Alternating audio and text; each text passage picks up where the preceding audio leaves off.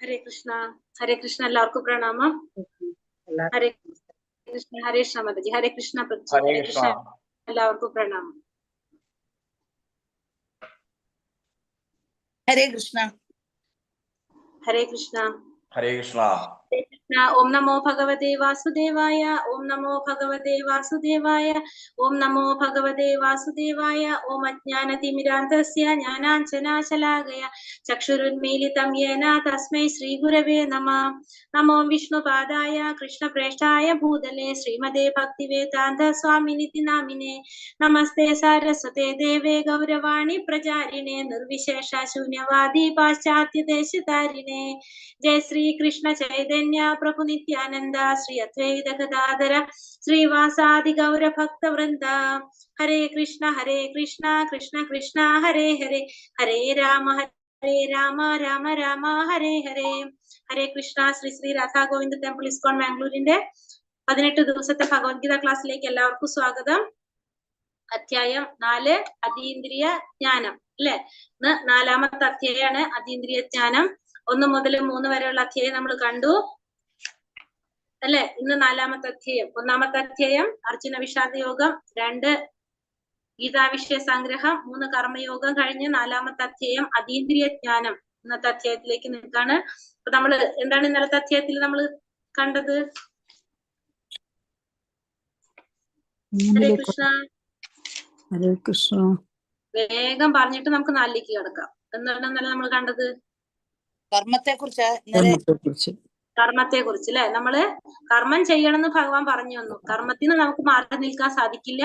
എന്തായാലും നമ്മൾ എന്ത് ചെയ്തിരിക്കണം? കർമ്മം ചെയ്തിരിക്കണം. അതെങ്ങനെ ചെയ്യണം എന്ന് പറഞ്ഞു ഭഗവാൻ? ഭഗവാന് സമർപ്പിച്ചുകൊണ്ട് ചെയ്യണം അല്ലെ. ഭഗവാനായി സമർപ്പിച്ചുകൊണ്ടായിരിക്കണം കർമ്മം ചെയ്യേണ്ടത്. അതിൽ ഉടമസ്ഥാവകാശ ബോധം ഇല്ലാതെ ഭഗവാനിൽ വിശ്വസിച്ച് നമ്മൾ എന്ത് ചെയ്യണം? കർമ്മങ്ങൾ ചെയ്യണം എന്ന് പറഞ്ഞു. പിന്നെന്താ പറഞ്ഞത്? കർമ്മം വിഷ്ണു യജ്ഞമായി സമർപ്പിക്കണം. യജ്ഞങ്ങളായിട്ട് സമർപ്പിച്ച് ചെയ്യണം എന്ന് പറഞ്ഞു. കാരണം അപ്പൊ നമുക്ക് എന്താണ്, നമ്മളെല്ലാ പാപങ്ങളിൽ നിന്നും നമുക്ക് മുക്തി നേടാനായിട്ട് സാധിക്കുന്നു കണ്ടു അല്ലെ നമ്മള്. പിന്നെന്താ കണ്ടത്? ജീവാത്മാവിനെ വ്യത്യസ്ത അളവുകൾ കാമം ആവരണം ചെയ്യപ്പെട്ടിരിക്കുന്നതിനെ കുറിച്ച് പറഞ്ഞു നമ്മള് ഇന്നലെ അല്ലെ. പലതരത്തില് ജീവാത്മാവിനെ ആവരണം ചെയ്തിരിക്കുന്നതാണെന്ന് കണ്ടു. അതിനുശേഷം പിന്നെ നമ്മൾ പറഞ്ഞു, പിന്നെ അർജുന ചോദിക്കുന്നുണ്ട് ഇന്നലെ, എന്തുകൊണ്ടാണ് നമുക്ക് ഇഷ്ടമില്ലെങ്കിൽ പോലും നമ്മൾ പാപപ്രവർത്തികൾ ചെയ്യേണ്ടി വരുന്നെന്ന് ചോദിച്ചു അർജുനൻ. അപ്പൊ ഭഗവാൻ എന്ത് പറഞ്ഞു? കാമമാണ് ഇതിനൊക്കെ കാരണം എന്ന് പറഞ്ഞു. ആ കാമത്തെ നമ്മൾ എന്ത് ചെയ്യണം? നശിപ്പിക്കണമെന്ന് പറഞ്ഞു. അതിന് എന്താണ് നമ്മൾ ചെയ്യേണ്ടത്? കൃഷ്ണാവബോധത്തില് നമ്മൾ എന്ത് ചെയ്യാ? നമ്മളെ ഇന്ദ്രിയങ്ങളെ നിയന്ത്രിക്കണം. ഇന്ദ്രിയങ്ങളെ കൃഷ്ണാവബോധത്തിൽ വ്യാപരിപ്പിക്കണം നമ്മള്. എന്നാൽ മാത്രമേ നമുക്ക് ഇതിൽ നിന്നൊക്കെ മോചനമുള്ളൂ എന്ന് പറഞ്ഞു അല്ലെ. അതിന് നമ്മൾ എന്ത് പറഞ്ഞു? മനസ്സും ബുദ്ധിയൊക്കെയാണ് ഈ കാമത്തിന്റെ ഇരിപ്പിടം. നമ്മളപ്പോ എന്ത് ചെയ്യണം? ആദ്യം തന്നെ നമ്മുടെ ഇന്ദ്രിയങ്ങളെ നിയന്ത്രിക്കുക. അങ്ങനെ നമുക്ക് ചെയ്യാൻ സാധിക്കുള്ളൂ എന്നും കൂടി കണ്ടു നമ്മള്. അങ്ങനെയല്ല ഇന്നലെ 3ാമത്തെ അധ്യായം കഴിഞ്ഞത്. ഓർമ്മ വന്നു എല്ലാവർക്കും?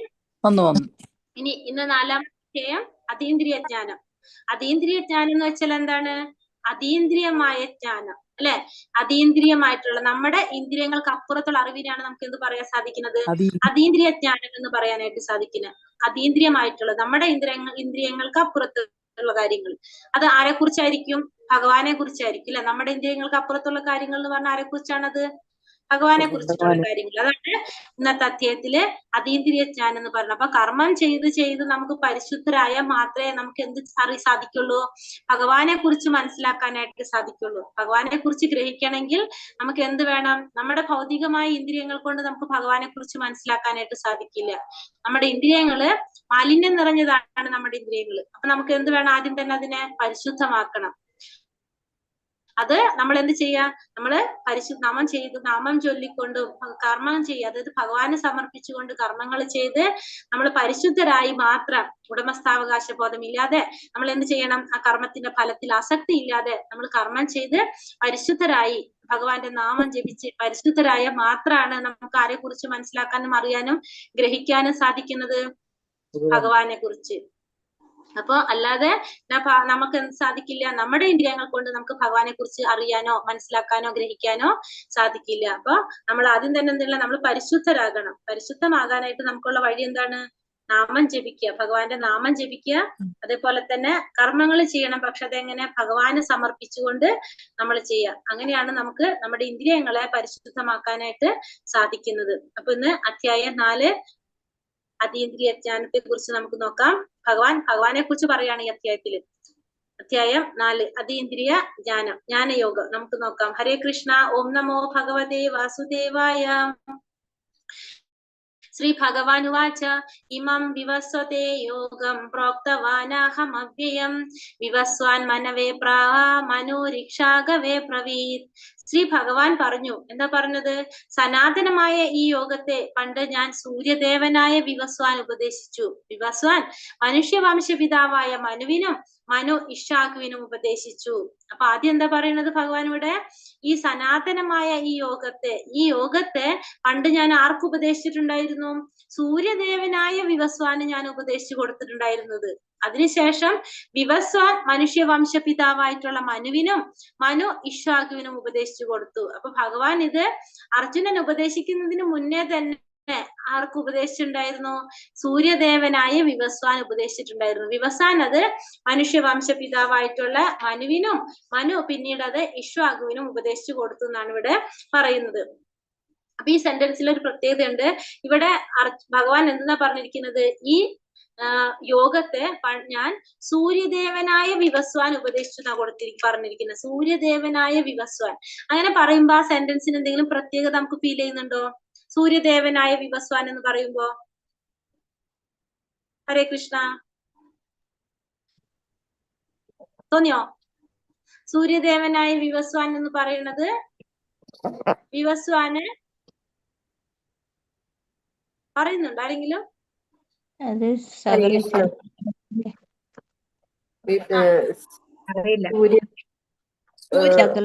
സൂര്യൻ എന്നതൊരു സ്ഥാനമാണ്. അപ്പൊ വിവസ്വാനായിരുന്നു സൂര്യ ഭഗവാൻ. അങ്ങനെയാണ്.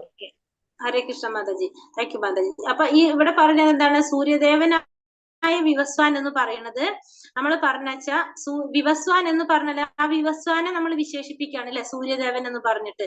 അപ്പൊ അതായത് ഈ വിവസ്വാൻ എന്ന് പറയുന്നത് അന്നത്തെ സൂര്യദേവന്റെ പേരാണ് എന്ത്? വിവസ്വാൻ എന്ന് പറയുന്നത്. അപ്പൊ സൂര്യൻ എന്ന് പറഞ്ഞത് എന്താണ്? ഒരു പൊസിഷൻ ആണത്, അല്ലെങ്കിൽ ഒരു സ്ഥാനമാണെന്ന് പറയാം. അപ്പൊ ഈ സൂര്യദേവൻ എന്ന് പറയുന്നതും ഇന്ദ്രൻ, ചന്ദ്രൻ, ശിവൻ എന്നൊക്കെ പറയുന്നത് എന്താണ്? ആ ഒരു സ്ഥാനാണ്. നമ്മള് പ്രധാനമന്ത്രി നരേന്ദ്രമോദി നമ്മുടെ പ്രധാനമന്ത്രിയാണെന്ന് പറയുമ്പോൾ നമ്മള് ഇന്നത്തെ പ്രധാനമന്ത്രിയാണ് ആര്? നരേന്ദ്രമോദി. നാളെ പ്രധാനമന്ത്രി വേറെ ആരെങ്കിലും ആകാം. അപ്പൊ നമ്മൾ അപ്പോൾ പറയുന്നതാണ് പ്രധാനമന്ത്രി ഇന്ന ആളുടെ പേര് പറയും. ഇന്ന് പ്രധാനമന്ത്രി നരേന്ദ്രമോദി എന്ന് പറയും നമ്മൾ അല്ലെ. അതേപോലെ തന്നെയാണ് ഇവിടെ സൂര്യദേവനായ വിവസ്വാൻ എന്ന് പറയുന്നത്. അന്നത്തെ സൂര്യദേവന്റെ പേരായിരുന്നു വിവസ്വാൻ. ആ വിവസ്വാന് ഭഗവാൻ ഭഗവത്ഗീത ഉപദേശിച്ചു കൊടുത്തു. അതിനുശേഷം വിവസ്വാൻ മനുവിന് ഉപദേശിച്ചു, മനു ഇഷ്വാകുവിന് ഉപദേശിച്ചു. അപ്പൊ ഭഗവാൻ ഇന്നല്ല, ഇതിനു മുന്നേ ഭഗവാൻ ഭഗവത്ഗീത ഉപദേശിച്ചിട്ടുണ്ടായിരുന്നു. പിന്നെ അതിനുശേഷം അതെന്താ സംഭവിച്ചത്? ഏവം പരമ്പരാ പ്രാപ്തം ഇമം രാജർഷയോ വിദുഹു സകാലേ നേഹ മഹതാ യോഗോ നഷ്ടാ പരം തപ. അങ്ങനെ ശിഷ്യ പരമ്പരയിലൂടെ പകർന്നു കിട്ടിയ ഈ സർവോത്കൃഷ്ടമായ ശാസ്ത്രം രാജർഷികൾ ശരിയായി മനസ്സിലാക്കിയിരുന്നു. കാലക്രമേണ ആ പാരമ്പര്യ ശൃംഖല മുറിഞ്ഞു പോവുകയും ഇത് നഷ്ടപ്രായമാവുകയും ചെയ്തു. അപ്പൊ അങ്ങനെ ഈ ശിഷ്യ പരമ്പരയിലൂടെ പകർന്നു കിട്ടിയ ഈ സർവോത്കൃഷ്ടമായ ശാസ്ത്രം അത് രാജർഷികള് ശരിയായ രീതിയിൽ മനസ്സിലാക്കിയിട്ടുണ്ടായിരുന്നു. പക്ഷെ കാലക്രമേണ അതിനെന്ത് സംഭവിച്ചു? അതിന്റെ പാരമ്പര്യ ശൃംഖല മുറിഞ്ഞു പോയി, അത് നഷ്ടപ്പെട്ടു പോയി എന്നാ പറയണം. അപ്പൊ ഇങ്ങനെ ഗുരുശിഷ്യ പരമ്പരയിലൂടെ പകർന്നു കിട്ടിയ ശാസ്ത്രമാണ് അല്ലെ. നമ്മളെ ആ ഗുരുശിഷ്യ പരമ്പര എന്ന് പറയുന്നത് നമ്മൾ പറഞ്ഞു ഭഗവാനിൽ നിന്ന് തുടങ്ങുന്നത്. ഭഗവാൻ ബ്രഹ്മദേവന് അങ്ങനെ പോകുന്ന പരമ്പര. ആ പരമ്പരയിലൂടെ കിട്ടിയ ശാസ്ത്രം രാജർഷികൾക്ക് മനസ്സിലാക്കിയിട്ടുണ്ടായിരുന്നു. പക്ഷെ അതിനുശേഷം എന്ത് സംഭവിച്ചു? ആ പാരമ്പര്യ ശൃംഖല മുറിഞ്ഞു പോവുകയും അത് നഷ്ടപ്പെട്ടു പോവുകയും ചെയ്തു. ആ ഗുരുശിഷ്യ പരമ്പര എന്താണ് നമ്മൾ പറഞ്ഞ? ഭഗവാൻ കൃഷ്ണൻ ആർക്ക് പറഞ്ഞു കൊടുക്കാണ്? ബ്രഹ്മാവിന് കൊടുത്തു. ബ്രഹ്മാവ് നാരദ മഹർഷിക്ക്, നാരദനിൽ നിന്ന് വ്യാസനിലേക്ക്, വ്യാസനിൽ നിന്നും മധ്വാചാര്യരിലേക്ക്, പിന്നെ കുറെ ആചാര്യന്മാരെ പേര് പറഞ്ഞിട്ട് 22ാമത്തെ ആചാര്യനായിട്ടുള്ള ആരിലേക്ക് വന്നു? ചൈതന്യ മഹാപ്രഭുവിലേക്ക് എത്തി. പിന്നെ രൂപഗോസ്വാമി, സനാതന ഗോസ്വാമി, അങ്ങനെ കുറെ ഗോസ്വാമിമാരിലൂടെ എത്തി 32ാമത്തെ ആചാര്യനുള്ള ഭക്തി വേദാന്ത സ്വാമി ശ്രീല പ്രഭുപാദരിലൂടെ ഇപ്പൊ നമ്മളിലേക്ക് എത്താണ് ഇതൊക്കെ. അപ്പൊ എന്താണിത്? ആ ശിഷ്യ പരമ്പരയിലെ ഫസ്റ്റ് നമുക്ക് ആരെ കാണാൻ സാധിക്കും? ഭഗവാൻ. ആ ഭഗവാനിൽ നിന്ന് വരുന്ന ഒരു പരമ്പരയാണ് നമ്മൾ ഈ കണ്ടുകൊണ്ടിരിക്കുന്നത്. ഭഗവാൻ ബ്രഹ്മാവിന് പറഞ്ഞു കൊടുത്തു, നാരദ മഹർഷിക്ക് പറഞ്ഞു കൊടുത്തു. ആ ഒരു ശിഷ്യ പരമ്പരയിലൂടെയാണ് എന്ത് കിട്ടിയത്? ഈ ഒരു ജ്ഞാനം നമുക്ക് പകർന്ന് കിട്ടിയത്. പക്ഷെ പിന്നീട് അതെന്ത് സംഭവിച്ചു? അത് നഷ്ടപ്പെട്ടു പോയി. ഇപ്പോൾ അതല്ല, സൂര്യദേവന് കൊടുത്തത് നഷ്ടപ്പെട്ടു പോയി എന്നാണ് പറയുന്നത്. പക്ഷെ പിന്നെ ഭഗവാൻ അർജുനന് വീണ്ടും എന്ത് ചെയ്യാണ്? ഇത് പറഞ്ഞു കൊടുക്കാണ്. കാരണം അന്നത്തെ കാലത്തെ രാജാക്കന്മാർക്കൊക്കെ എന്താണ്, അവര് ആ പ്രജകളെ ആത്മീയമായിട്ട് ഉയർത്തണമെങ്കിൽ എന്ത് വേണം? അവർക്ക് ഈ ശാസ്ത്രത്തെ കുറിച്ചൊക്കെ അറിവുണ്ടാകണം. അപ്പൊ അതിനു വേണ്ടിയിട്ടാണ് ഭഗവാൻ ആർക്ക് പറഞ്ഞു കൊടുത്തത്? വിവസ്വാനൊക്കെ പറഞ്ഞു കൊടുത്തത്. പിന്നീട് അത് നഷ്ടപ്പെട്ടു പോകുമ്പോ എന്താ സംഭവിക്കുന്നത്? അവർക്ക് ശാസ്ത്രങ്ങൾ ഇല്ലാതാവും. അതിന്റെ അടിസ്ഥാനത്തിൽ അവർക്ക് ഇതൊന്നും ചെയ്യാൻ പറ്റാണ്ടാവുമ്പോ സ്വാഭാവികമായിട്ടും അവിടെ എന്ത് സംഭവിക്കും? തന്നിഷ്ടത്തിന് പ്രവർത്തിക്കും എല്ലാവരും. അപ്പൊ ആ ഒരു വിടവ്, ആ ഒരു ഗ്യാപ്പ് ഫില്ല് ചെയ്യാൻ വേണ്ടിയിട്ടാണ് ഭഗവാൻ വീണ്ടും ഭഗവത്ഗീത പറഞ്ഞു കൊടുത്തത്. അപ്പൊ ആർക്കാ പറഞ്ഞു കൊടുത്തത്? അർജുനന്. ഇനി അർജുനൻ എന്തുകൊണ്ടാ പറഞ്ഞു കൊടുത്തത്? സ ഏവായം മയാ തേത്യ യോഗ പ്രോക്ത പുരാതനഃ ഭക്തോസി മേ സഖാ ചേതി രഹസ്യം ഹേതദുത്തമം. നീ എന്റെ ഭക്തനും മിത്രവുമായതുകൊണ്ടാണ് പരമപുരുഷനുമായി ബന്ധപ്പെടുത്തുന്ന ഈ പുരാതന ശാസ്ത്രം ഞാൻ വിവരിച്ചു തരുന്നത്. അതുകൊണ്ട് അതീന്ദ്രിയമായ ഈ ഗുപ്തജ്ഞാനം ഗ്രഹിക്കാൻ നിനക്ക് കഴിവുണ്ട്. അപ്പൊ ഞാൻ നിനക്ക് എന്തുകൊണ്ടാണ് ഇത് പറഞ്ഞു തരുന്നത്? നീ എന്റെ ഭക്തനാണ്, ഉറ്റമിത്രമാണ്. അതുകൊണ്ടാണ് പരമപുരുഷനുമായി ബന്ധപ്പെടുത്തുന്ന ഈ പുരാതന ശാസ്ത്രം ഞാൻ നിനക്ക് വിവരിച്ചു തരുന്നത്. അതീന്ദ്രിയമായി ഗുപ്തജ്ഞാനം ഗ്രഹിക്കാനുള്ള കഴിവ് ആർക്കുണ്ട്? നിനക്ക് ഉണ്ടെന്ന് എനിക്ക് മനസ്സിലായത് കൊണ്ട് ഞാനിപ്പൊ നിനക്കിത് പറഞ്ഞു തരാണെന്ന് ഭഗവാൻ അർജുനനോട് പറയാണ്. അപ്പൊ അർജുനൻ എന്താ ചോദിക്കുന്നത്? അർജുന ഉവാച അപരം ഭവതോ ജന്മ പരം ജന്മ വിവസ്വതഃ കഥമേതദ്വിജാനീയം ത്വമാദൗ പ്രോക്തവാനിതി. അർജുനൻ ചോദിക്കാണ്. അർജുനൻ പറഞ്ഞു, വിവസ്വാൻ എന്ന സൂര്യദേവൻ അങ്ങയേക്കാൾ വളരെ മുമ്പ് ജനിച്ചിരുന്നിരിക്കെ അങ്ങ് അദ്ദേഹത്തിന് ഈ ഉപദേശം നൽകിയെന്ന് പറയുന്നത് ഞാൻ എങ്ങനെ മനസ്സിലാക്കും? അപ്പൊ അർജുനന്റെ സംശയം എവിടെയാണ്? ഭഗവാൻ പറഞ്ഞു, ഞാൻ ഇതിനു മുന്നേ സൂര്യദേവന് പറഞ്ഞു കൊടുത്തു എന്ന്. അപ്പോ സൂര്യദേവന് പറഞ്ഞു കൊടുക്കുമ്പോ സൂര്യദേവൻ എപ്പോഴാണ് ഉണ്ടായിരുന്നത്? ഈ ദ്വാപരയുഗത്തിലല്ല, ഭഗവാൻ ദ്വാപരയുഗത്തിലാണ് അല്ലെ? അപ്പൊ ഇതിനു മുന്നേ ഏതോ ഒരു യുഗത്തിലാണ് ആരുള്ളത്? സൂര്യദേവനുള്ളത്. ആ സൂര്യദേവന് അങ്ങ് എങ്ങനെയാണ് ഉപദേശം നൽകിയതെന്ന് പറയുന്നത്? അതെങ്ങനെയാ മനസ്സിലാക്കാനായിട്ട് സാധിക്കുന്നത്? അത് ശരിയാണോ എന്നാണ് ഇവിടെ ആര് ചോദിക്കുന്നത്? അർജുനൻ ഭഗവാനോട് ചോദിക്കാണ്. ശരിക്കും ഇവിടെ ആരാണ് അർജുനൻ? ഭഗവാന്റെ ശിഷ്യനാണ് ഇപ്പൊ. അപ്പോ ശരിക്കും നമ്മൾ ഗുരു പറയുന്നത് മുഴുവനും അതേപടി അനുസരിക്കുന്നവനായിരിക്കും ആര്? വിശ്വസിക്കുന്നവനായിരിക്കും ശിഷ്യൻ.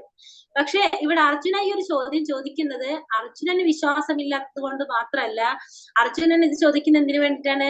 നാളെ വരുന്ന ജനങ്ങളെ കൂടി ബോധ്യപ്പെടുത്താൻ വേണ്ടിയിട്ട്, ഭഗവാനെ കൊണ്ട് തന്നെ ആധികാരികമായിട്ട് പറയിപ്പിക്കാൻ വേണ്ടിയിട്ടാണ് ഭഗവാന്റെ അടുത്ത് അർജുനൻ ഈ ഒരു ചോദ്യം ചോദിക്കുന്നത്. കാരണം വിവസ്വാൻ എന്ന സൂര്യദേവന്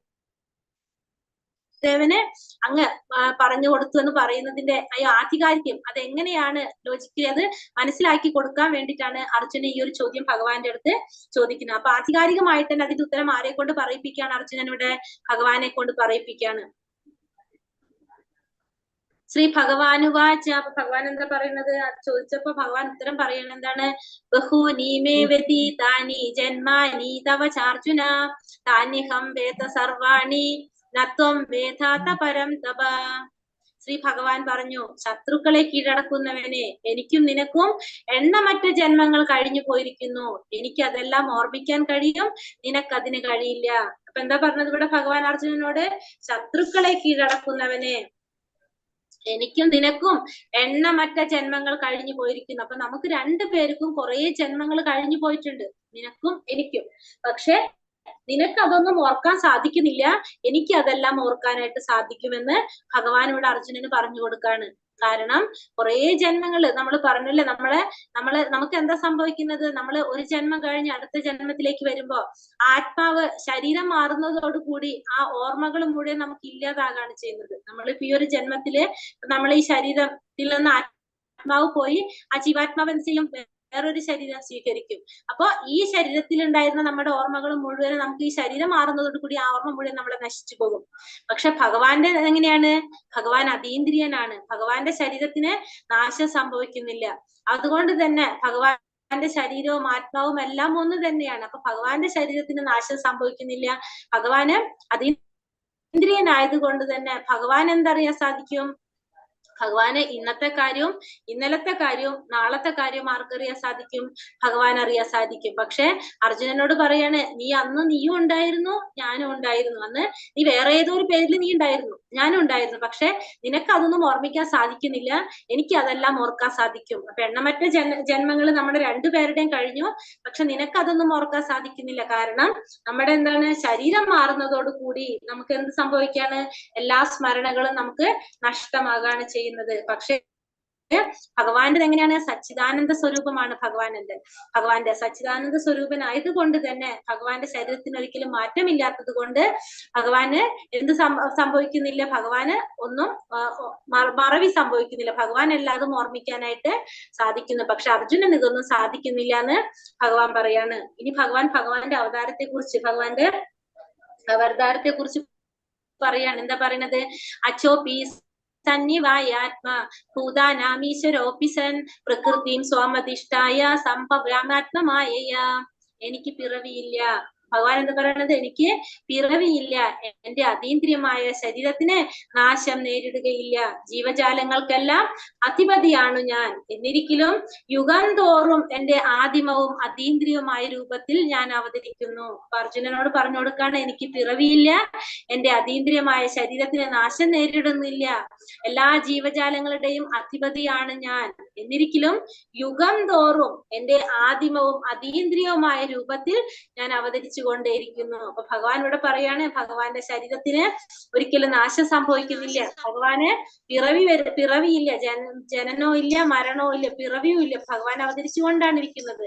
പിന്നെ എല്ലാ ജീവജാലങ്ങളുടെയും അധിപതിയാണ് ഞാൻ, എല്ലാ ജീവജാലങ്ങളുടെയും അധിപതിയാണ് ഞാൻ.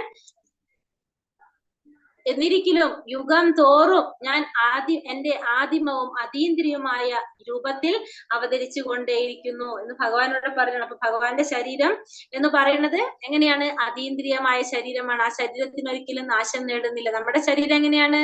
നമ്മുടെ ഭൗതിക ശരീരം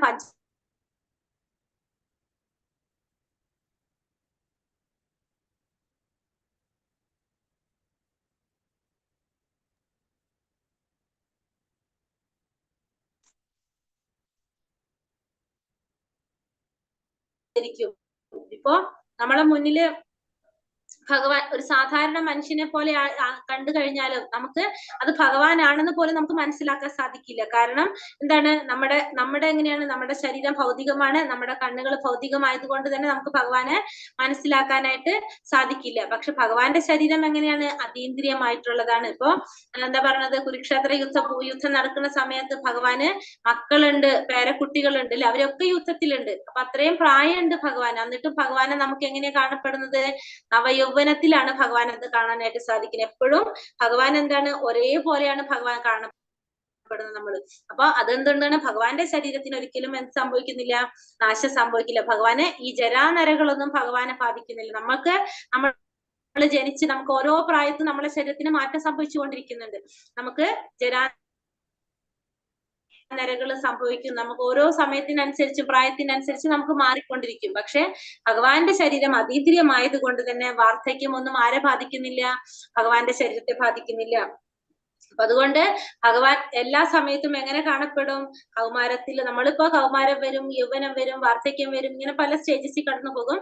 പക്ഷെ ഭഗവാൻ എപ്പോഴും എങ്ങനെയാണ്? ഒരേപോലെ തന്നെയാണ് ഭഗവാനായിട്ട് കാണപ്പെടുന്നത്. അപ്പൊ 20-25 വയസ്സിൽ കവി, അതൊരു യുവാവായിട്ടാണ് ഭഗവാൻ എപ്പോഴും കാണാനായിട്ട് സാധിക്കുന്നത്. അപ്പൊ അതുകൊണ്ട് ഭഗവാന്റെ രൂപത്തിൽ എന്ത് സംഭവിക്കുന്നില്ല? മാറ്റം. പിന്നെന്താ പറയുക? ഭഗവാനുടെ ഓരോ യുഗത്തിലും ഭഗവാൻ അവതരിക്കുന്ന പറയണത്. ഭഗവാൻ ഓരോ യുഗത്തിലും ഭഗവാൻ അവതരിക്കുന്നുണ്ട്. അപ്പൊ എങ്ങനെയാണ്? ഇപ്പൊ കലിയുഗത്തില് ഭഗവാന്റെ അവതാരം വരാനുണ്ട്. ഇനി പറഞ്ഞ കൽക്കി അവതാരം വരാനുണ്ട്.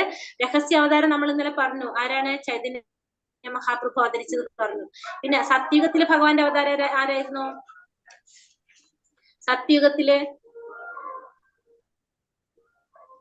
സത്യയുഗത്തില് ഭഗവാൻ ആരായിട്ടാണ് അവതരിച്ചത്? അറിയുണ്ടോ? നരസിംഹായിട്ട്. സത്യയുഗത്തില് ഭഗവാന്റെ അവതാരമായിരുന്നു നരസിംഹ അവതാരം. ത്രേതായുഗത്തിലാണെങ്കിലോ? ത്രേതായുഗത്തില് ശ്രീരാമനായിരുന്നു ഭഗവാൻ. ശ്രീരാമനായിട്ട് അവതരിച്ചു. പിന്നെ ദ്വാപര യുഗത്തിൽ ആരായിട്ട് അവതരിച്ചു? ശ്രീകൃഷ്ണനായിട്ട് അവതരിച്ചു അല്ലെ. അപ്പൊ ഓരോ യുഗത്തിലും ഭഗവാൻ അവതരിക്കും. അവതരിക്കുന്നുണ്ട്. ഓരോ യുഗത്തിലും ഭഗവാന്റെ കുറെ അവതാരങ്ങളുണ്ട്. അപ്പൊ ഓരോ യുഗത്തിലും ഭഗവാൻ അവതരിക്കുന്നുണ്ട്. എന്തിനാണ് ഭഗവാൻ അവതരിക്കുന്നത്? എപ്പോഴാണ് ഭഗവാൻ അവതരിക്കുന്നത്?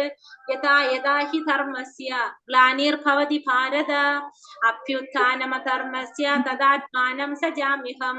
എപ്പോൾ എവിടെ ധർമാചരണത്തിന് ക്ഷയം നേരിടുന്നുവോ, എപ്പോൾ അധർമ്മം തഴച്ചു വളരുന്നുവോ, അപ്പോഴെല്ലാം ഞാൻ അവതരിക്കുന്നു ഹേ ഭാരത. അപ്പൊ ഭഗവാൻ അവതരിക്കും എപ്പോഴാണ്? എപ്പോഴാണോ ധർമ്മത്തിന്റെ ആചരണത്തിന് ക്ഷയം നേരിടുന്നത്, എപ്പോഴാണോ അധർമ്മം തഴച്ചു വളരുന്നത്, അപ്പോഴെല്ലാം ഭഗവാൻ അവതരിച്ചു കൊണ്ടിരിക്കും. അപ്പോ എപ്പോഴാണോ ധർമ്മം ആചരിക്കുന്നതിന് ക്ഷയം നേരിടുക, അധർമ്മം തഴച്ചു വളരുക, അപ്പോ ഭഗവാൻ അവതരിച്ചു കൊണ്ടേയിരിക്കും. ഓരോ യുഗത്തിലും ഭഗവാൻ അവതരിക്കും. എപ്പോഴും അധർമ്മം. പക്ഷെ അത് ഭഗവാൻ സ്വയം വരണമെന്നില്ല. ചിലപ്പോ ഭഗവാന്റെ ഭക്തന്മാരായിട്ടായിരിക്കും വരാം, ഭഗവാന്റെ അവതാരങ്ങൾ അംശാവതാരമായിരിക്കും, ഏതെങ്കിലും രീതിയിൽ, അല്ലെങ്കിൽ ശക്തി അവതാരമായിരിക്കും. അപ്പൊ ഒന്നില്ലെങ്കിൽ ഭഗവാൻ സ്വയം അവതരിക്കും, അതല്ലെങ്കിൽ എന്ത് ചെയ്യും? ഭഗവാൻ വിശ്വാസിനായ ഭഗവാന്റെ പ്രതിനിധിയായിരിക്കും വരുന്നത്. പക്ഷെ എന്തിരിക്കും?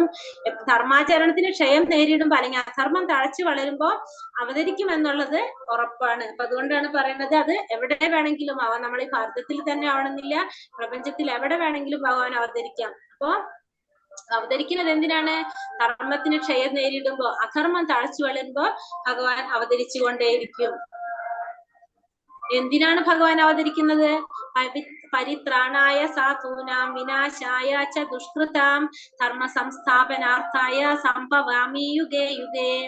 ഭക്തന്മാരെ രക്ഷിക്കാനും ദുഷ്കൃതികളെ നിഗ്രഹിക്കാനും ധർമ്മത്തെ പുനഃസ്ഥാപിക്കാനുമായി യുഗം തോറും ഞാൻ അവതരിച്ചു കൊണ്ടിരിക്കുന്നു. അപ്പൊ ഭഗവാൻ അവതരിക്കുന്നത് എന്തിനു വേണ്ടിയിട്ടാണ്?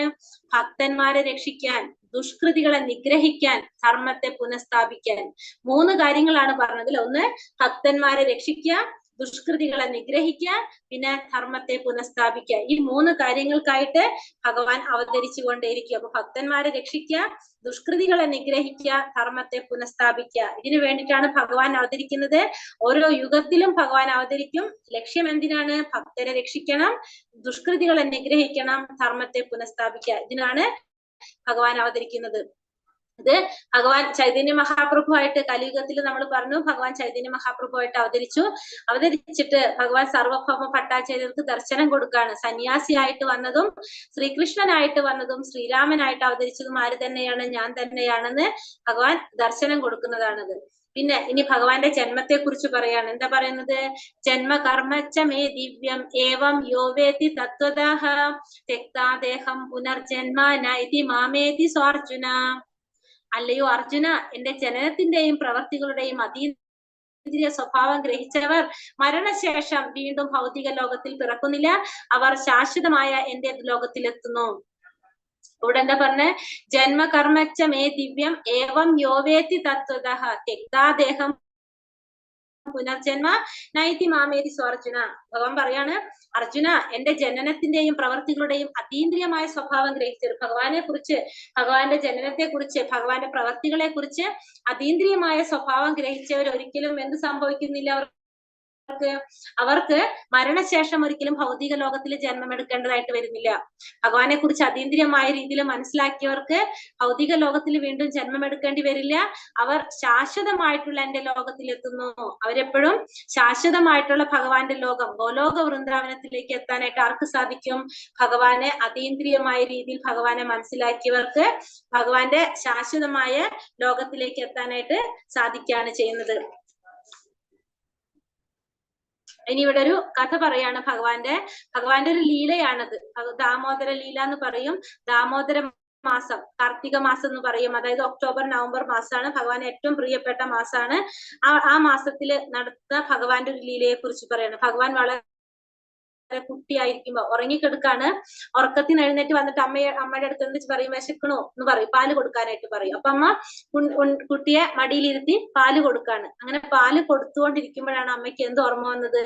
അടുപ്പത്തില് പാല് തിളപ്പിക്കാനായിട്ട് വെച്ചിട്ടുണ്ടെന്നുള്ള കാര്യം അമ്മയ്ക്ക് ഓർമ്മ വരുന്നത്. അമ്മ വേഗം ആ കുട്ടിയെ താഴെ ഇരുത്തിയിട്ട് ആ പാല് അടുപ്പത്ത് നിന്ന് ഇറക്കി വെക്കാനായിട്ട് അമ്മ പോകും. അപ്പൊ ഭഗവാൻ അത് ഇഷ്ടായില്ല. കുട്ടിയാണ്. പക്ഷെ ഭഗവാൻ ഇഷ്ടായില്ല. കാരണം തന്നേക്കാൾ പ്രിയം അടുപ്പത്തിരിക്കുന്ന പാലിനോടാണല്ലോ എന്നാണ് ആര് ചിന്തിക്കുന്നത്? ഭഗവാൻ ചിന്തിച്ചത്. ഭഗവാൻ എന്ത് ചെയ്തു? ആ ഒരു കുട്ടിയാണല്ലോ, അപ്പൊ ആ ഒരു പ്രായത്തില് ആ ദേഷ്യത്തിന് എന്ത് ചെയ്തു? അവിടെ ഇരുന്ന തൈരിന്റെ കലവും ഒക്കെ എടുത്തുടച്ച് വെണ്ണയൊക്കെ എടുത്ത് ആകെ നശിപ്പിച്ച് അവിടെ അങ്ങനെ ആകെ എന്താ പറയാ കോലം മുഴുവൻ അവിടെ അഴുക്കാക്കി, വൃത്തികേടാക്കി. അപ്പൊ അമ്മ തിരിച്ചു വന്ന് നോക്കുമ്പോ എന്താണ്? ഭഗവാൻ ഇങ്ങനെ കുറെ ചെയ്തു വെച്ചിരിക്കുക. അപ്പൊ അമ്മയ്ക്ക് ദേഷ്യം വന്നു. സ്വാഭാവികമായിട്ട് എന്ത് ചെയ്യും? അമ്മയ്ക്ക് ദേഷ്യം വന്നപ്പോ തല്ലാനായിട്ട് അമ്മ ഓടിക്കുകയാണ്. അപ്പൊ ഭഗവാൻ എന്ത് ചെയ്യും? ഭഗവാൻ ഓടും. അങ്ങനെ ഓടി ഓടി ഭഗവാനെ പിടിക്കുമ്പോ ഭഗവാൻ എന്ത് ചെയ്യും? ഭഗവാനെ അമ്മ അടുത്തുള്ള ഒരു ഒരലിൽ പിടിച്ച് കെട്ടിയിടും. ഭഗവാൻ എന്ത് ചെയ്യും? ഒരലിൽ പിടിച്ചിട്ട് അമ്മ കെട്ടിവെക്കും. കാരണം കുറുമ്പ് കാട്ടല്ലേ, അത് സാധാരണ എല്ലാ അമ്മമാര് ചെയ്യുന്ന പോലെ തന്നെ ആ ഒരലുമേൽ പിടിച്ചിട്ട് ഒരു കയറെടുത്തിട്ട് കെട്ടിടും.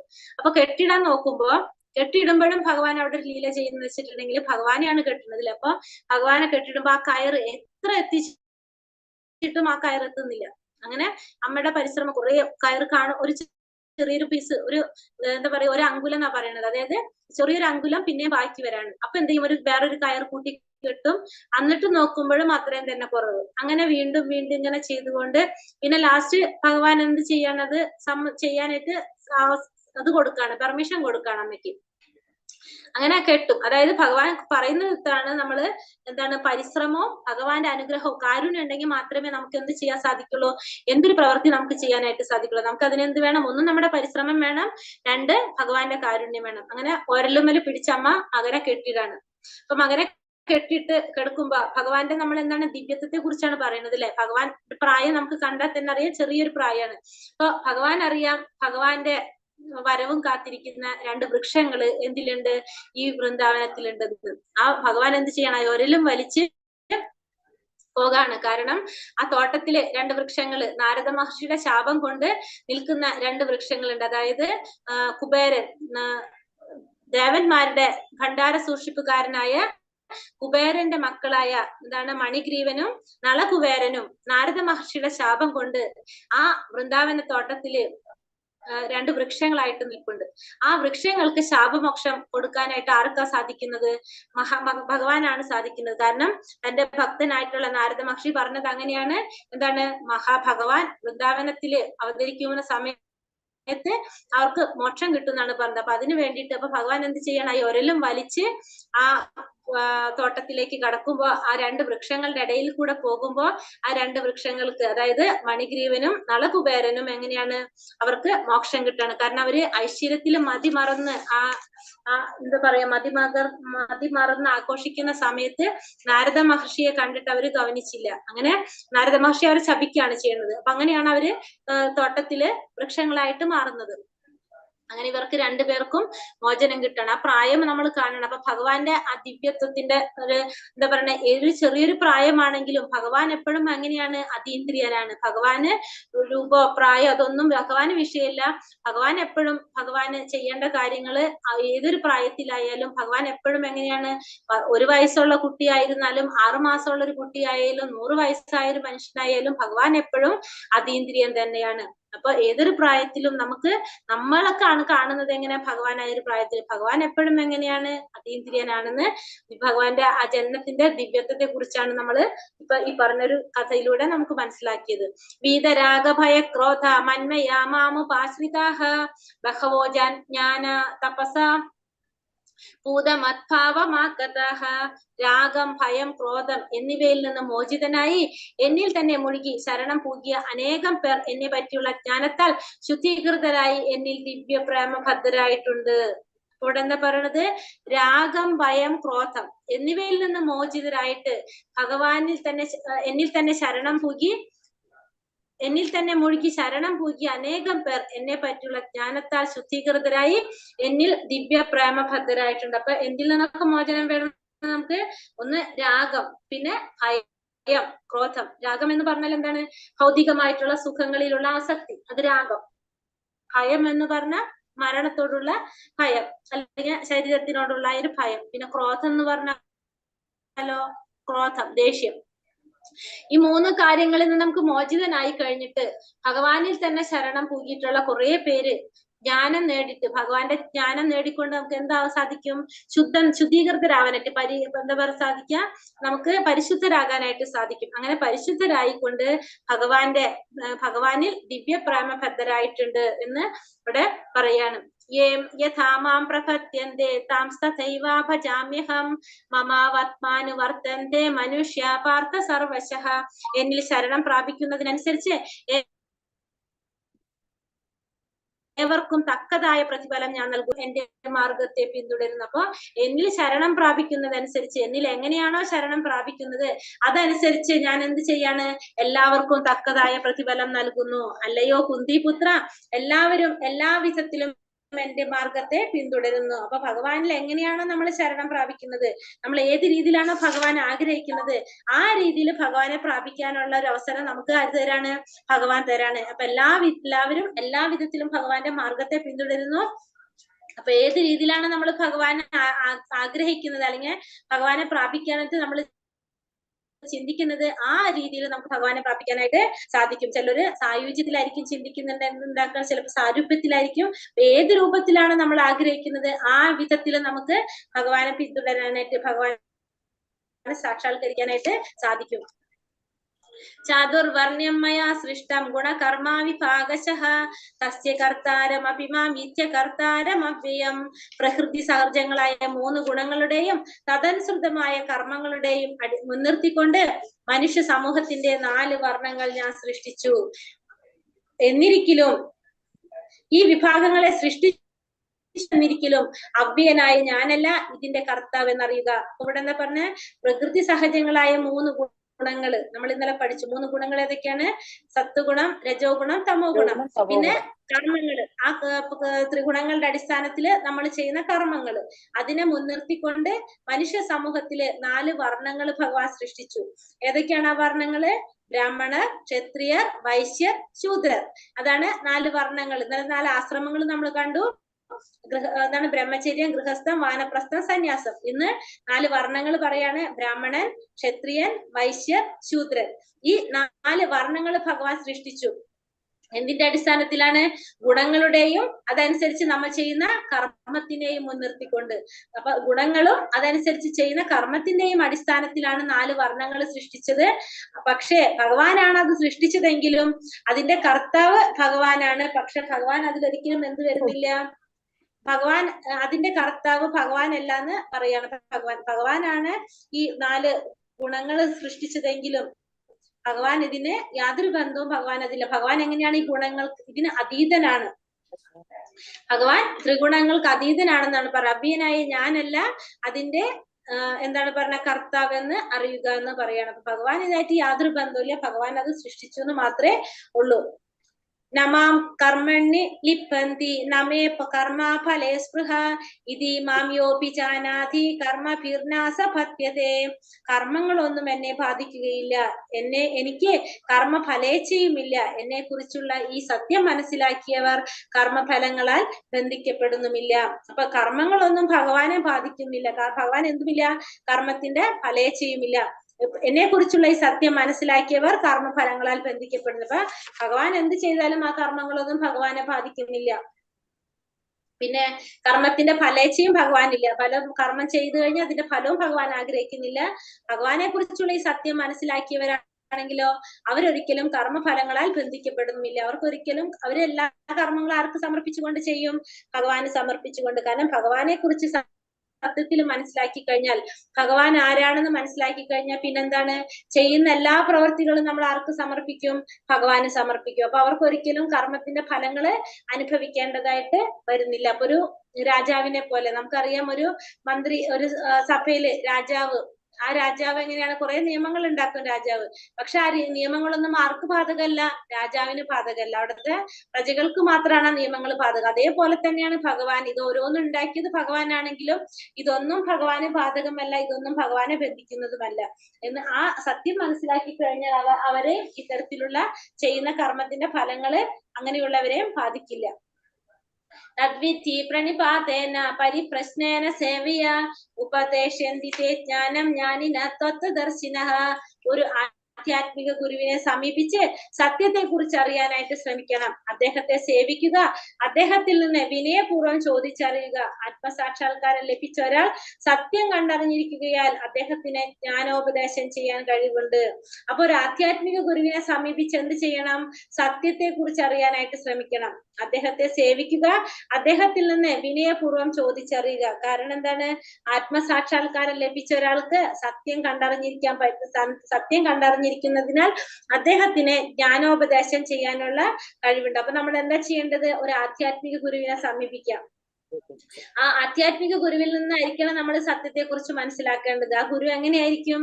ആ ഗുരു എന്ന് വെച്ചാല് ആത്മസാക്ഷാത്കാരം നേടിയ വ്യക്തിയായിരിക്കും, സത്യം കണ്ടറിഞ്ഞ ഒരു വ്യക്തിയായിരിക്കും. അപ്പൊ അദ്ദേഹത്തെ നമ്മൾ എങ്ങനെയായിരിക്കണം അദ്ദേഹത്തെ സമീപിക്കേണ്ടത്? അദ്ദേഹത്തെ സേവിക്കണം, അദ്ദേഹത്തോട് വിനയപൂർവ്വം ചോദിച്ച് മനസ്സിലാക്കണം. അങ്ങനെ ആ സത്യം കണ്ടറിഞ്ഞിരിക്കുന്ന വ്യക്തിയിൽ നിന്ന് നമ്മൾ എന്ത് ചെയ്യണം? ജ്ഞാനോപദേശം ചെയ്യാനായിട്ട് ശ്രമിക്കണം. കാരണം ആ വ്യക്തിക്ക് നമുക്ക് ജ്ഞാനോപദേശം നൽകാനുള്ള കഴിവുണ്ടാവണം. കാരണം അപ്പൊ ആധ്യാത്മിക കാര്യങ്ങൾ നമുക്ക് മനസ്സിലാക്കണമെങ്കിൽ നമുക്ക് ആര് വേണം? ഒരു ഗുരു വേണം. ഒരു ഗുരുവിലൂടെ മാത്രമേ നമുക്ക് ആത്മീയമായ കാര്യങ്ങൾ, ആധ്യാത്മിക കാര്യങ്ങൾ മനസ്സിലാക്കാനായിട്ട് സാധിക്കുള്ളൂ. പക്ഷെ ആ ഗുരു എങ്ങനെയുള്ള ആളായിരിക്കണം? സത്യം കണ്ടറിഞ്ഞ വ്യക്തിയായിരിക്കണം, ഭഗവാനെ കുറിച്ച് മനസ്സിലാക്കിയ ഒരു വ്യക്തിയായിരിക്കണം. അങ്ങനെയുള്ള ഒരു വ്യക്തിയിൽ നിന്നായിരിക്കണം നമ്മൾ ഈ ഒരു ജ്ഞാനം നേടാനായിട്ട് ശ്രമിക്കേണ്ടത്. നമുക്കറിയാവുന്നതാണ് ഭഗവാൻ നമ്മൾ ഇന്നലെ പറഞ്ഞു അല്ലെ, ഒരു ശ്രേഷ്ഠനായ ഒരു വ്യക്തി എന്ത് ചെയ്താലും അതെല്ലാവരും അനുകരിക്കും എന്ന് പറഞ്ഞു. ഭഗവാന് സത്യത്തിൽ എന്താണ്? എല്ലാ വേദങ്ങളും അല്ലാതെ ആരിൽ നിന്നാണ് വന്നിരിക്കുന്നത്? ഭഗവാനിൽ നിന്നാണ് വന്നിരിക്കുന്നത്. ഭഗവാന് ശരിക്കും ഒരു ഗുരുവിന്റെ ആവശ്യമില്ല. പക്ഷെ എങ്കിലും ഭഗവാൻ എന്ത് ചെയ്തു? ഭഗവാൻ ഒരു ഗുരുവിനെ സ്വീകരിച്ച് നമുക്ക് കാണിച്ചു തന്നു അല്ലെ. ഭഗവാന്റെ ഗുരു ആരാണ്? സന്ദീപനി മഹർഷി അല്ലെ. ഭഗവാൻ ഒരു ഗുരുവിനെ സ്വീകരിച്ച് നമുക്ക് കാണിച്ചു തന്നു. അപ്പൊ അതെന്താണ് ചെയ്യേണ്ടത്? നമ്മൾ ആത്മീയമായിട്ട് നമ്മള് ഭൗതികമായ രീതിയിൽ നമുക്ക് വിദ്യാഭ്യാസം നേട്ടം നമ്മൾ ചെയ്യുന്നുണ്ട്. നമ്മൾ സ്കൂളിൽ പോകുന്നുണ്ട്, നമ്മളൊരു ടീച്ചറുടെ കീഴിൽ നിന്നുകൊണ്ട് നമ്മൾ പഠിച്ചിട്ടാണ് നമുക്ക് ആ സർട്ടിഫിക്കറ്റും കാര്യങ്ങളൊക്കെ കിട്ടുന്നത്. അതേപോലെ തന്നെ ആധ്യാത്മിക കാര്യങ്ങൾ മനസ്സിലാക്കാനും നമുക്ക് ആര് വേണം? നമുക്കൊരു ഗുരു വേണം. ആ ഗുരുവിലൂടെ ആയിരിക്കണം നമ്മൾ ആ സത്യത്തെ കുറിച്ച്, പരമസത്യത്തെ കുറിച്ച് മനസ്സിലാക്കാനായിട്ട് ശ്രമിക്കേണ്ടത്. അജ്ഞശ്ച സംശയാത്മാവിനശ്യതി നായം ലോകോസ്തി ന പരോ ന സുഖം സംശയാത്മനഃ. കർമ്മശാസ്ത്രങ്ങളെ സംശയദൃഷ്ടിയ വീക്ഷിക്കുന്ന അജ്ഞരും അവിശ്വാസികളുമായവർക്ക് ഈശ്വര അവബോധം ലഭിക്കില്ല. അവർ അധപതിക്കുന്നു. സംശയാലുവായ ജീവന് ഇഹലോകത്തിലും പരലോകത്തിലും സന്തുഷ്ടി ലഭ്യമല്ല. അപ്പൊ ധർമ്മശാസ്ത്രങ്ങളെ സംശയത്തോടെ വീക്ഷിക്കുന്നവർക്ക്, അജ്ഞരായവർക്ക്, അവിശ്വാസികളായവർക്ക് എന്തുണ്ടാവില്ല? ഒരിക്കലും ഈശ്വരാവബോധം ലഭിക്കില്ല. നമ്മള് ധർമ്മശാസ്ത്രങ്ങളെ സംശയത്തോടെ വീക്ഷിക്കുന്ന അജ്ഞരായവർക്ക് അല്ലെങ്കിൽ അവിശ്വാസമുള്ളവർക്ക് ഒരിക്കലും ഈശ്വരന്റെ അവബോധം ഉണ്ടാവണമെന്നില്ല. അവരെന്തു പോകും? അവരധപതിച്ചു പോകും. സംശയാലുവായിട്ടുള്ള ഒരു ജീവൻ ഇഹലോകത്തിലായാലും പരലോകത്തിലായാലും അവർക്ക് ഒരിക്കലും എന്തുണ്ടാവില്ല? സന്തുഷ്ടി ഉണ്ടാകില്ല. അപ്പൊ ധർമ്മശാസ്ത്രങ്ങളെ നമ്മള് പറഞ്ഞിരിക്കുന്ന ആ ധർമ്മത്തിന്റെ ശാസ്ത്രങ്ങൾ നമ്മൾ ഒരിക്കലും എങ്ങനെ ചെയ്യാൻ പാടില്ല? വിശ്വസിക്കാതിരിക്കാൻ പാടില്ല. നമ്മൾ എപ്പോഴും ആ ശാസ്ത്രം നമ്മൾ വിശ്വസിക്കണം. കാരണം അവിശ്വാസികളാണെങ്കിൽ അവർക്ക് ഒരിക്കലും എന്തുണ്ടാവില്ല? ഈശ്വരന്റെ ഒരു അവബോധം അവർക്ക് കിട്ടില്ല. അവര് എപ്പോഴും എങ്ങനെയാണ്? അധപതിച്ചുകൊണ്ടേയിരിക്കും. ഇഹലോകത്തിലായാലും പരലോകത്തിലായാലും അവർക്ക് ഒരിക്കലും എന്ത് കിട്ടില്ല? സന്തുഷ്ടി കിട്ടാനായിട്ട് പോകുന്നില്ല. യോഗ സന്യസ്ത കർമാണം ജ്ഞാന സംഛിന്ന സംശയം ആത്മവന്തന്ന കർമാണി നിബന്ധന്തി ധനഞ്ജയ. അല്ലയോ ധനഞ്ജയ, തന്റെ കർമ്മഫലങ്ങൾ ത്യജിച്ച് ഭക്തിയുടെ സേവനത്തിൽ ഏർപ്പെടുന്നവൻ ആധ്യാത്മിക ജ്ഞാനത്താൽ സംശയങ്ങളെല്ലാം നീങ്ങി യഥാർത്ഥത്തിൽ ആത്മാവിൽ സ്ഥിതി ചെയ്യുന്നു. അപ്രകാരം അയാൾ കർമ്മഫലങ്ങളാൽ ബന്ധിക്കപ്പെടുന്നില്ല. എന്താണ് ഇവിടെ പറയുന്നത്? അജ്ഞാന ധനഞ്ജയ തന്റെ കർമ്മഫലങ്ങൾ ത്യജിച്ച് ഭക്തിയുടെ സേവനത്തിൽ ഏർപ്പെടുന്നവൻ. അപ്പൊ അർജുനനോട് പറയാണ്, എന്താ വിളിക്കുന്ന? ധനഞ്ജയ എന്നാ പറയണല്ലേ. ധനഞ്ജയ എന്ന് വെച്ചിട്ടുണ്ടെങ്കിൽ ധനം സമാഹരിച്ചു കൊണ്ട് കൊടുക്കുക അർജുനൻ. അതുകൊണ്ടാണ് അർജുനൻ ധനഞ്ജയൻ എന്ന് പറയുന്നത്. എന്ന് ഈ രാജസൂയ യജ്ഞം നടന്ന സമയത്ത് ധനം സമാഹരിച്ചു കൊടുത്തത് കൊണ്ട് അർജുനനെ ധനഞ്ജയ എന്ന് പറയുന്നു. തന്റെ കർമ്മഫലങ്ങൾ ത്യജിച്ച് ഭക്തിയുടെ സേവനത്തിൽ ഏർപ്പെടുന്നവൻ. അപ്പൊ തന്റെ കർമ്മഫലങ്ങളെല്ലാം ത്യജിച്ച് ഭക്തിയുടെ സേവനം ചെയ്തുകൊണ്ടിരിക്കുകയാണെങ്കിൽ ആധ്യാത്മിക ജ്ഞാനത്താൽ ആ വ്യക്തിക്ക് എന്ത് സംഭവിക്കാണ്? സംശയങ്ങളെല്ലാം നീങ്ങി യഥാർത്ഥത്തിൽ ആത്മാവിൽ സ്ഥിതി ചെയ്യാനായിട്ട് സാധിക്കും. അപ്രകാരം കർമ്മഫലങ്ങളൊന്നും ആ വ്യക്തിയെ ബാധിക്കുന്നില്ല. അപ്പൊ എല്ലാ സംശയങ്ങളിൽ നിന്ന് നമുക്ക് മുക്തി നേടി നമുക്ക് ആധ്യാത്മിക ജ്ഞാനത്തില് നമ്മൾ ഉറച്ചു നിൽക്കുകയാണെങ്കിൽ ആ വ്യക്തിക്ക് എന്താണ്? പിന്നെ ആ വ്യക്തിയെ കർമ്മഫലങ്ങളൊന്നും ബാധിക്കുന്നില്ല. അത് കർമ്മഫലങ്ങളാൽ ആ വ്യക്തി ബന്ധിക്കപ്പെടുന്നുമില്ല. തസ്മാദജ്ഞാന സംഭൂതം ഹൃദസ്ഥം ജ്ഞാനാസിനാത്മനഃ ചിത്രൈനം സംശയം മാതിഷ്ഠോതിഷ്ഠ ഭാരത. അങ്ങനെ അജ്ഞാനത്താൽ നിനക്കുണ്ടായ സംശയങ്ങളെ ജ്ഞാനത്തിന്റെ വാൾ കൊണ്ടറുത്ത് യോഗനിഷ്ഠനായി എഴുന്നേൽക്കൂ ഭാരത, യുദ്ധം ചെയ്യൂ. അപ്പൊ അതിന് നീ എന്ത് ചെയ്യണം? ഇനി അജ്ഞാനം കൊണ്ട് നിനക്കുണ്ടായ സംശയങ്ങള്, അജ്ഞാനം കൊണ്ട് നിനക്ക് ഇപ്പൊ എന്തെങ്കിലും സംശയങ്ങൾ ഉണ്ടായിട്ടുണ്ടോ? ആ സംശയങ്ങളെ ജ്ഞാനത്തിന്റെ വാള് കൊണ്ടറുത്ത് യോഗനിഷ്ഠനായി എഴുന്നേൽക്കൂ ഭാരത, യുദ്ധം ചെയ്യൂ. അപ്പൊ അജ്ഞാനം കൊണ്ട് നിനക്കുണ്ടായ സംശയങ്ങളെ എന്ത് ചെയ്യണം? ജ്ഞാനത്തിന്റെ വാള് കൊണ്ട് അറക്കണം. എന്നിട്ട് യോഗനിഷ്ഠനായിട്ട് എഴുന്നേറ്റ് യുദ്ധം ചെയ്യൂ ഭാരത എന്നാണ് ഇവിടെ ആര് പറയുന്നത്? ഭഗവാൻ അർജുനനോട് പറഞ്ഞു കൊടുക്കാണ്. കാരണം ഇപ്പൊ അതീന്ദ്രിയമായ ഒരു ജ്ഞാനം, എന്നെ കുറിച്ചിട്ടുള്ള ഒരു ജ്ഞാനം നിനക്ക് പറഞ്ഞു തന്നു. അപ്പൊ നിന്റെ എന്ത് മാറി? ഇപ്പൊ നിന്റെ അജ്ഞാനം നിന്റെ മാറി, നിനക്ക് ആ ജ്ഞാനം നിനക്ക് കിട്ടി. അപ്പൊ നീ എന്ത് ചെയ്യണം? നീ എഴുന്നേറ്റ് യുദ്ധം ചെയ്യൂ എന്നാണ് പറയുന്നത് ഇവിടെ. ഹരേ കൃഷ്ണ കൃഷ്ണ കൃഷ്ണ ഹരേ ഹരേ, ഹരേ രാമ രാമ രാമ ഹരേ ഹരേ. വഞ്ചാകൽപതരൂപശ്ച കൃപാ സിന്ധോഭ്യവച പതിതാനാം പാവനേഭ്യോ വൈഷ്ണവേഭ്യോ നമോ നമ. അനന്ത കോടി വൈഷ്ണവൃന്ദി കി ജയ്, ശ്രീല പ്രഭുപാദ് കി ജയ്, ഗുരുദേവ് കി ജയ്, നിതായ് ഗൗരപ്രമാനന്ദേ ഹരി ഹരി ബോൾ. ഹരേ കൃഷ്ണ, എല്ലാവർക്കും നന്ദി. ഹരേ കൃഷ്ണ എല്ലാവർക്കും പ്രണാമം. ഹരേ കൃഷ്ണ. ഹരേ കൃഷ്ണ മാതാജി. ഹരേ കൃഷ്ണ, എല്ലാവർക്കും പ്രണാമം. ക്വസ്റ്റ്യൻസ് നോക്കാം നമുക്ക്. അർജുനൻ മുമ്പ് ഭഗവാൻ ആർക്കാണ്, അർജുനന് മുമ്പ് ഭഗവാൻ ആർക്കാണ് ഭഗവത്ഗീത ഉപദേശിച്ചത്? സൂര്യഭഗവാനായ സൂര്യഭഗവാൻ. ആദ്യത്തെ സൂര്യഭഗവാൻ. സൂര്യഭഗവാൻ അല്ലെ? സൂര്യഭഗവാനായ വിവസ്വാനാണ് ഉപദേശിച്ചത്. ശിഷ്യ പരമ്പരയിലെ ആദ്യത്തെ 3 പേര് ആരൊക്കെയായിരുന്നു? ശിഷ്യ പരമ്പരയിലെ ആദ്യത്തെ 3 പേര് ഫസ്റ്റ് ഭഗവാൻ ആർക്കാണ് പറഞ്ഞു കൊടുത്തത്? നാരദൻ, അല്ലെ? പിന്നെ വ്യാസദേവനാണ് എന്ത് രചിച്ചത്? മഹാഭാരതം രചിച്ചത് അല്ലെ? അപ്പൊ അങ്ങനെയാണ് ആ ശിഷ്യ പരമ്പര വരുന്നത്. അർജുനൻ എന്തുകൊണ്ടാണ് ഭഗവാൻ ഭഗവത്ഗീത ഉപദേശിക്കാൻ കാരണം?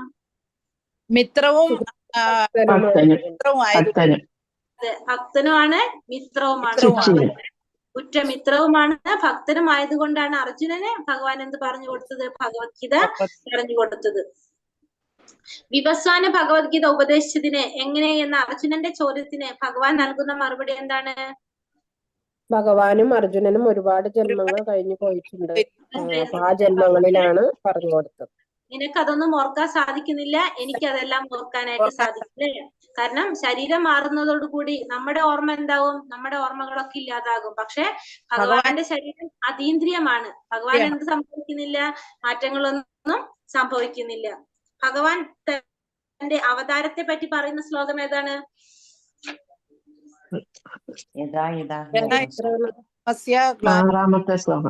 അല്ല, ഭഗവാന്റെ അവതാരത്തെ പറ്റി പറയുന്നത് ഏതാണ്? ഭഗവാൻ എനിക്ക് പിറവിയില്ല, അതായത് അചോപി സന്നിവ്യായ 6ാമത്തെ ശ്ലോകം. നാമീശരോപിസൻ പ്രകൃതിയും സോമനിഷ്ഠായ സംഭവാമ്യാത്മമായയാ. എനിക്ക് പിറവിയില്ല, എന്റെ അതീന്ദ്രിയമായ ശരീരത്തിന് നാശം സംഭവിക്കുന്നില്ല, എല്ലാ ജീവജാലങ്ങളുടെയും അധിപതിയാണ് ഞാൻ. എന്നിരിക്കലും യുഗം തോറും ആദിമവും അതീന്ദ്രിയമായ രൂപത്തിൽ ഞാൻ അവതരിച്ചു കൊണ്ടേയിരിക്കുന്നു. ഭഗവാന്റെ അവതാരത്തെ പറ്റി പറയുന്നതാണ്. എപ്പോഴാണ് ഭഗവാൻ അവതരിക്കുന്നത്?